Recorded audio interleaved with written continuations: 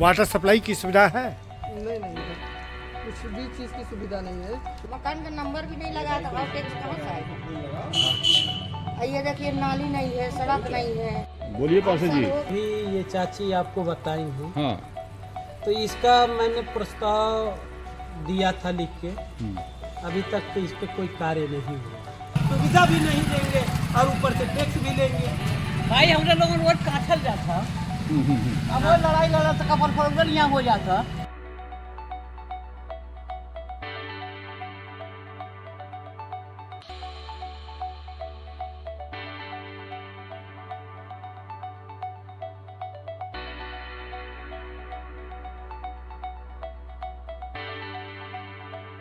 विधायक जी सर जब से जीते हैं तब से आज तक झांकने ही नहीं है। कौन है आपके विधायक? महेंद्र पाल सिंह।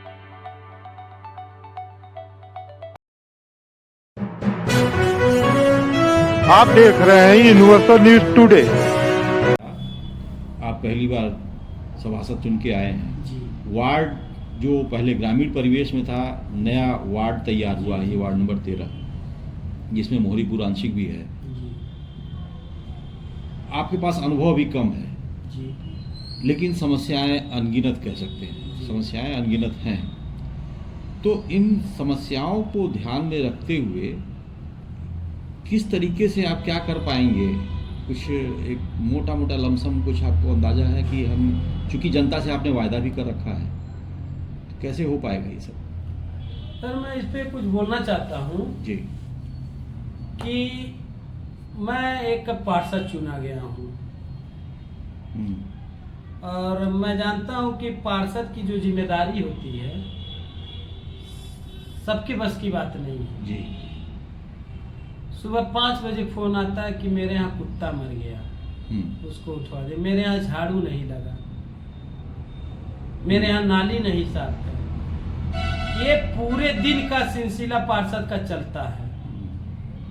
मेरे यहाँ ये विधायक हैं माननीय महेंद्र पाल सिंह जी, 7 वर्षों का कार्यकाल हो गया, मुझसे ज्यादा बड़े पद पे हैं। मैं उनकी निंदा नहीं कर रहा हूँ, लेकिन सीधी सीधी बात करते हैं। मैं उनका कार्य बता रहा हूँ कि ये भी आपका क्षेत्र है और आप मुझसे ज्यादा आपके पास फंड है। आप ना सड़क कहीं देखने आए, ना नाली देखने आए, ना लाइट देखने आए, ना बिजली देखने आए। आप भी तो चुने गए हो, आप भी हमारे ही वार्ड के विधायक हो। आपसे ज्यादा समस्या मैं झेलता हूँ। मेरी कोई सैलरी नहीं है, मुझे निगम सैलरी नहीं दे रही है, ना सरकार दे रही है। रोज 300 रुपए का तेल डलवाता हूँ गाड़ी में, पूरे वार्ड को घूमता हूँ, कहाँ क्या समस्याएं हैं। विधायक स्तर पर आपको कोई सपोर्ट कोई नहीं है? सपोर्ट नहीं है। सांसद से कोई सपोर्ट नहीं है। सरकार से? अब सरकार की तो मैं क्या बात करूं, जो निगम का पैसा वो तो सरकार का ही है। जी। तो सरकार को तो मैं नहीं दोष दूंगा, सरकार ही तो निगम को पैसा दे रही है। जी। मैं एक मेरे पास 55 डिसमिल जमीन है, तो शादी घर बनवाने के लिए प्रस्ताव दिया था। मैंने नगर आयुक्त से बात किया तो नगर आयुक्त अभी कह रहे हैं कि ये आपका जो है ग्रामीण इलाका है और ये शहरी इलाके में अभी बननी है। अगर ये कार्य हो जाता नहीं, वो जमीन आपके शहरी नगर निगम में है? नगर निगम में। तो फिर ग्रामीण कहाँ रहा? अब वही तो उनको विधायकी वो जिसे विधायकी पूछे कि आपका ग्रामीण पड़ता है, मैंने कहा हाँ, मेरा प्राइज विधानसभा पड़ता है और शहरी में तो हमारे माननीय मुख्यमंत्री जी विधायक हैं।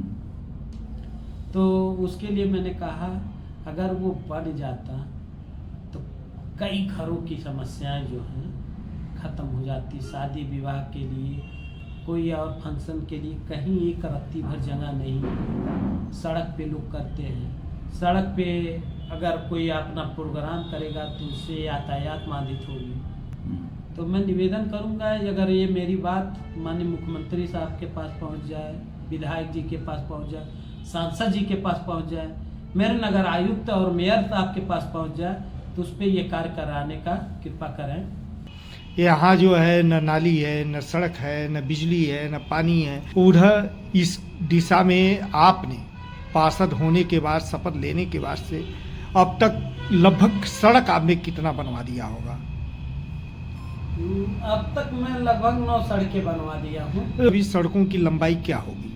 ये जैसे कॉलोनियों में है 50 मीटर 100 मीटर मिला के ऐसे ले दे, लगभग 600-700 मीटर। 700 मीटर ऐसे ही मैंने सड़क और नालियाँ बनवाई हैं। अच्छा। सड़क भी 700 मीटर हाँ, और इतनी ही नालियाँ। दोनों। ये सड़क जो आपने बनवाया ये क्या है? आरसीसी है, इंटरलॉकिंग है? आरसीसी है।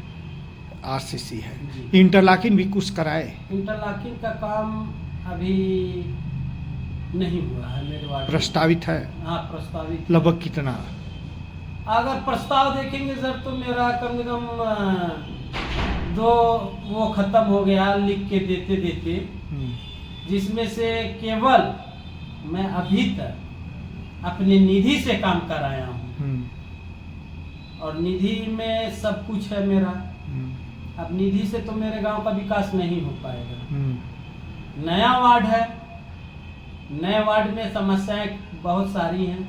विगत 40 वर्षों से जहाँ तक मुझे याद है कि ये प्रधानी रहता था और काम ना के बराबर हुआ।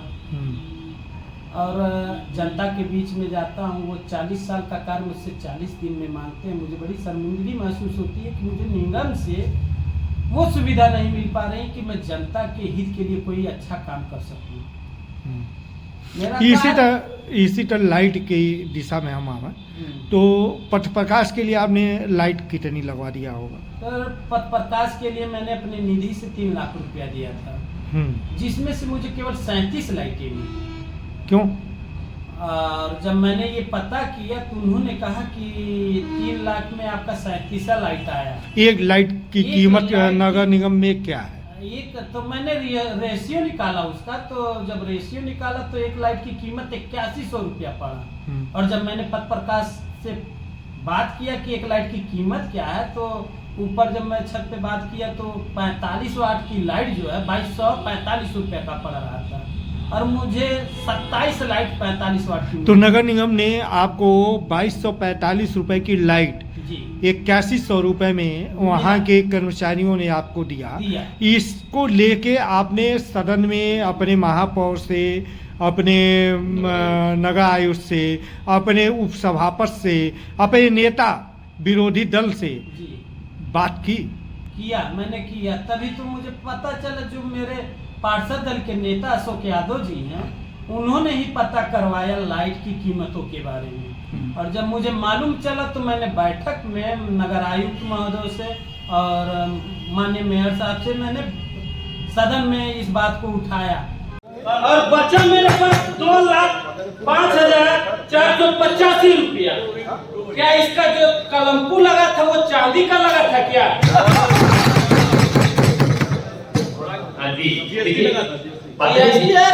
आपका 3 लाख रुपए जो पार्षद बेटा का था, पिछली बार ने बताया था कि जो पैसा आपके बचत का है, जो तो मुझे जवाब में नगर आयुक्त ने कहा कि आपको पार्षद जी आपको और लाइटें मिलनी है। तो मैंने कहा कि सर, जब मैंने इस कीमत जो दिया था उस पे पूछा तो उन्होंने कहा कि आपका 3 लाख का जो लाइट है वो पूरा हो चुका है। पूरे वार्ड में अभी भी बहुत सारे पुराने जर्जर तार लटक रहे हैं, खासतौर से जो वार्ड का पुराना हिस्सा है जो कभी गांव में रहा करता था। उसके लिए क्या हो पाएगा या हो रहा है? मैंने इसके लिए अपने यहाँ जेई से बात किया। जो जेई हैं उनसे मैंने कहा कि आप जो ये छत से तारे गई हुई हैं, जर्जर पोले हैं और कहीं पोल नहीं, इसकी व्यवस्थाएं कराई जाए। तो इसमें जो शर्मिंदा कर्मचारी हैं ये एक तरह के मनवड़ लोग हैं। कहीं एक तार कहीं हिल जाता है, फोन करने पे उसको बनवाने के लिए कहा जाता है तो वो वहाँ से चार्ज लेते हैं कि हमको चार्ज देगा तभी लाइट बनेगी। और ऐसी तमाम समस्याएं पोल आई थी, जहाँ जरूरत पड़ा, जहाँ जरूरत नहीं थी वहाँ से उन्होंने कीमत लिया और उस गलियों में उन्होंने पोल लगाया। और जहाँ जरूरत थी वहाँ पे नहीं। जैसे नए कॉलोनियों में 2 घर है, तो 2 घर के लिए 2 पोल लगती हैं, तो वो पूरे कॉलोनियों में लाइट पोल बिछा दिए। अभी भी आप मेरे वार्ड में चल के देखिए, बांस बल्ली के सहारे तारे गई हुई हैं, कई लोगों के छतों पर से तारे गई हैं, जर्जर पोल पड़े हुए हैं, लेकिन कोई सुनवाई नहीं है। आप वार्ड को सुंदर बनाने की बात कर रहे हैं, वहीं अभी शुरू में ही मैंने कहा कि house tax, sewer tax, water tax, मैं इस पे भी आता हूँ। तो इस दिशा में आपने क्या किया? मैं इस पे भी आता हूँ। जब सुविधाएं नहीं तो टैक्स क्यों? तो मैं इस पे आ रहा हूँ। पता, जैसे मेरा वार्ड जब वार्ड नंबर 13 संझाई बना, तो इस पे हाउस टैक्स कर लगाने की योजना बनने लगी, तो मैंने इस बात को नगर आयुक्त साहब से कहा कि अभी सर मेरा वार्ड नया है और उनको सुविधाएं नहीं है तो टैक्स ना लगाया जाए, जब सुविधा मिले तब टैक्स लगाया जाए। क्यों ऐसा हो रहा है? जो हाउस टैक्स के साथ 2 साल से वाटर टैक्स लिया जाता है, क्यों लिया जा रहा है? ये जल्द बताएंगे इसको। कहाँ बताते हैं सर? वो देखेंगे। ये जल्द साहब, जो वार्ड नंबर 13 आपके यहाँ से टैक्स लिया जा रहा है, जोनल से संबंधित 150 घरों से लिया जाता है। वार्ड नंबर 13 कितना तो सर जो टोटी लगा, चूंकि आंशिक मोहरीपुर भी मेरे वार्ड में आता है, जो पहले से नगर निगम के अधीन नियम में था, जिसमें वाटर पाइपलाइनें बिछी हुई हैं, लमसम 3 साल हो गए और उसमें पानी नहीं आता है, और हाउस टैक्स के साथ कम से कम 500 घरों के लोगों से वाटर टैक्स लिया जाता है। मैंने इस पे भी बात किया था सदन में कि इसको रोका जाए। तो क्या जवाब मिला? जवाब में जलकल जीएम साहब से जब उठे मुझसे बात करने के लिए कि ऐसा तो कुछ, मैंने कहा आप आके एक बार भी देखें, आप आके देखिए, मैं जनता को खड़ा कर दूंगा वहां पे। वहां से भी कोई अभी तक कोई सुविधा नहीं मिली, कोई अधिकारी नहीं आया देखने कि मेरे यहाँ जो ये टैक्स लिया जा रहा है वो किस लिए लिया जा रहा है। पार्षद जी, तकरीबन 1.5 साल का समय कार्यकाल आपका पूरा हो चुका है। जी। इन 5 सालों में 3.5 साल ही बचे हैं। जी। एक ऐसा भी विद्यालय है जहां सिर्फ 150 बच्चे हैं और उन पर सिर्फ एक शिक्षिका है, वही प्रिंसिपल भी है, जी। वही सब कुछ है। जी। तो इस पर आपका ध्यान गया? मैं गया, जैसे मैं स्कूल पे हर हफ्ते में, मेरे यहाँ 6 स्कूलें हैं, प्राथमिक विद्यालय, मैं हफ्ते में एक बार जाके निरीक्षण करता हूँ, आके बच्चों से पूछता हूँ, देखता हूँ खाने पीने पढ़ने की और टीचरों की क्या व्यवस्थाएं हैं। तो मेरे मोहरीपुर चौराहे पे एक प्राइमरी स्कूल है जहाँ पे लमसम 150 बच्चे पढ़ते हैं। वहाँ पे एक ही टीचर, एक ही प्रिंसिपल, वही सब कुछ है। मैंने बीएसए में कॉल किया, लगातार 3-4 बार किया, कोई जवाब नहीं, फिर अगले दिन किया, कोई जवाब नहीं, मेरे फोन को कोई उठाता नहीं। मतलब बीएसए को आपने फोन किया था? किया था, लेकिन कोई फोन नहीं उठाया। एक बार मैंने जाके वहाँ पे बताया भी था, उन्होंने अपना नंबर भी दिया था, लेकिन कोई कार्रवाई नहीं हुई। 8 इनके अपने भवन है? नहीं, अपने भवन। इनके भवन के लिए आप क्या कोई योजना बना रहे हैं? योजना मेरे पास जगह था, मैंने लिख के दिया भी है। दे दिए हैं जी। अब ये बताइए कि ये जो आंगनबाड़ी केंद्र हैं, ये कहाँ अभी चल रहे हैं? ये एक प्राइमरी स्कूल था जो बंद हो गया, एक उसमें चलता है, एक पंचायत भवन में चलता है, एक और प्राथमिक विद्यालय, मतलब इसी तरह चल रहा है। हाँ। तो यहाँ बच्चे आते हैं? आते हैं सब। यहाँ पे आप जो है इनके यहाँ हक कुक योजना के तहत जो भोजन दिए जाते हैं बच्चों को, उसको आपने चेक किया? आप भोजन किए वहाँ? अभी तक तो जब मैं गया हूँ तो केवल राशन वितरण में गया हूँ। जब राशन वितरण होता है, जैसे गर्भवती महिलाओं के लिए, उनके परिवार के लिए, तो 2-4 बार मुझे बुलाया गया, मैं गया। क्योंकि अभी तक ये नहीं पता है कि आंगनबाड़ी जो है वो बच्चों के लिए भोजन का प्रबंध करती है, ये सुविधा मैंने वहाँ नहीं देखी। वहाँ के भी खाते का संचालन जो है संयुक्त रूप से आपके और आंगनबाड़ी के द्वारा किया जाता है, तो ऐसे में वहाँ के लोग आते हैं? नहीं, मेरे पास तो नहीं। चेक बुक इत्यादि लेके? हाँ, आते हैं, जो चेक कि ये बटा है और आपका साइज चाहिए, तो मैं कर देता हूँ। विश्वास है कि हाँ, ये अपने काम को अच्छे से ईमानदारी से करते होंगे। लेकिन जिस चीज के लिए वो चेक पे साइन कराते हैं उसका आपने कभी निरीक्षण किया? नहीं, अभी तक नहीं। और संयोग से आप पहलवान भी हैं, स्पोर्ट से हैं, खेल कूद से, तो अपने यहाँ युवाओं के खेल कूद के लिए भी आपने कुछ सोचा समझा? जी सर, मैं उसके लिए एक जगह देख के रखा हूँ, जो सरकारी भूमि है। मैंने उस पर बात किया था कि उसको खेल के लिए मैदान घोषित किया जाए और बच्चे खेलने कूदने वाले हैं, वहाँ पे बच्चे खेलेंगे कूदेंगे। इसका प्रस्ताव दिए? प्रस्ताव उसका भी मैं तैयार कर रहा हूँ। जैसे नया वार्ड है और जगह के बारे में पता नहीं है, तो कुछ लोगों से पूछ के मैं इस जगह को निरीक्षण करके उसका प्रस्ताव बनाऊंगा। और आइए आप इस पे जो लेखपाल है, मेरे यहाँ 3 लेखपाल हैं, एक शेखपुरवा में, एक संझाई में और एक आंशिक मोहरीपुर में। इन लोगों को मैंने कई बार कहा कि आप हमसे मिलिए और जो मेरे वार्ड में जो सरकारी भूमि है उसका जो कब्जा है या खाली है उसका एक लिस्ट बना के दीजिए, जिसमें वो वार्ड के लिए कुछ कार्य हो सके उस पर। तो लेकिन ये तीनों जो लेखपाल, एक पिंकी चौहान, एक मनीषा सिंह, एक आफ्ताब आलम, ये तीनों हमसे मिले नहीं। मुझे फ़ोन करता हूँ, फ़ोन करके पूछता हूँ, ठीक है ठीक है ठीक है, लेकिन कोई वो नहीं है। हर जगह रास्ते का विवाद है। पता चला कि ये रास्ता जो है सरकारी है, फिर भी लोग विवाद कर रहे हैं। मैंने उप जिलाधिकारी को एक लेटर लिख के दिया 2 जगह नपने के लिए, अभी तक उस पर कोई कार्रवाई नहीं हुई। चिकित्सा सेवा कैसे हो पाती है? मेरे यहाँ एक सामुदायिक स्वास्थ्य केंद्र है जो जर्जर पड़े हुए हैं। मैंने इसका प्रस्ताव लिख के नगर निगम में भी दिया, ब्लॉक पे भी दिया, जिसके तहत ब्लॉक से कुछ डॉक्टर आए थे। उन्होंने देखा और कहा ये जगह अच्छी है, तो उन्होंने कहा आप साफ सफाई करवा दीजिए। मैंने करवाया। उसके बाद इस पर कोई भी नहीं आके देखा कि इसका सुंदरीकरण हो जाए, अच्छा हो जाए, जहाँ कुछ महिला डॉक्टर आके बैठे और यहाँ के लोगों को इलाज हो सके। और कुछ हैं भी जो, तो वो वार्ड नंबर 10 में रूम लेके अपना वहाँ पे, मेरे वार्ड के लोग वहाँ जाते हैं, महेसरा में। गरीब जनता है जी, उन लोगों के लिए आपने प्रधानमंत्री आवास के लिए भी प्रयास किया है मैंने सर। लगभग कितना लोग? लमसम 300 फार्म मैंने दिया था। कितनी सफलता मिली? अभी तो उसमें कोई सफलता नहीं है। आपने बताया 300 एप्लीकेशन आपने हैंडओवर किया है। जी जी। उनमें से कोई भी पास हुआ अभी तक? वो एक भी नहीं। शौचालय की क्या स्थिति है अलग से? शौचालय अभी काफी समस्या है शौचालय के लिए भी। जी। अपने यहाँ आपका नया क्षेत्र भी है जी। नया पुराना दोनों है।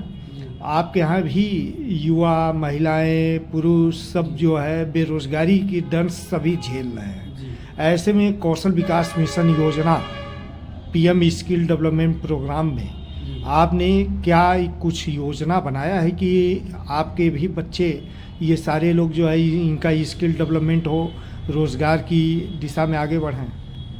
मैं इसकी सूची तैयार कर रहा हूँ और जब सूची तैयार हो जाती है तो मैं इस पे जाके अधिकारियों से बात करूँगा कि ये योजना जो है मेरे यहाँ भी आए और जो बेरोजगार लोग हैं उनको भी कोई रोजगार मिले। अच्छा, आपके यहाँ सामुदायिक शौचालय की क्या स्थिति है? मेरे यहाँ अभी एक भी सामुदायिक शौचालय नहीं है। तो उसके लिए आपने डिमांड किया था? जब मैं सर्वप्रथम पार्षद बना और पहली बैठक हुई तो मैंने उस पर लिख के दिया था कि मेरे यहाँ एक सामुदायिक शौचालय की अति आवश्यकता है और अभी तक मैं ये लिख के देता ही रहा हूँ। इस पे कोई कार्रवाई नहीं हुई निगम से कि एक सामुदायिक शौचालय जो है मेरे वार्ड में बन जाए।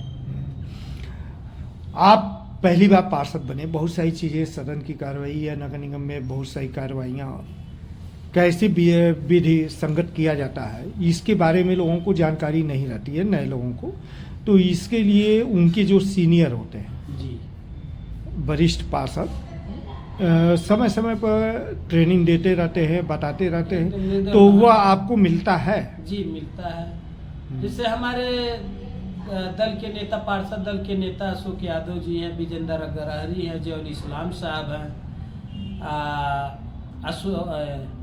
अजय राय हैं, ये सब हैं जो आगे बताते रहते हैं, समझाते रहते हैं और सिखाते रहते हैं।